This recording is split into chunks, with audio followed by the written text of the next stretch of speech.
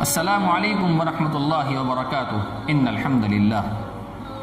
محترم سامعین، 7 چیزوں کو آپ قبول کر لیں، کبھی اس کو رد نہ کریں۔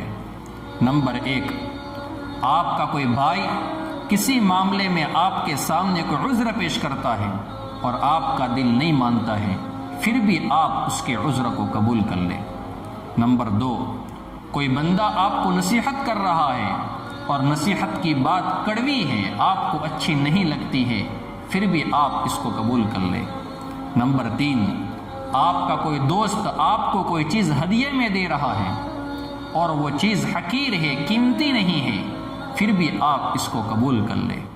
نمبر 4، اپنی غلطی چاہے ذلت ہو آپ کی، آپ اس کو قبول کر لیں۔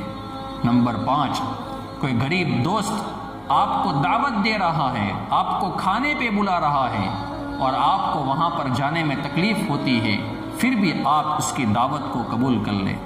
نمبر 6، ماں باپ کا حکم، اگر شریعت کے حدود میں رہتے ہوئے ماں باپ آپ کو کوئی حکم دیتے ہیں اور وہ حکم آپ کو ناگوار گزرتا ہے، پھر بھی آپ اس کو قبول کر لیں۔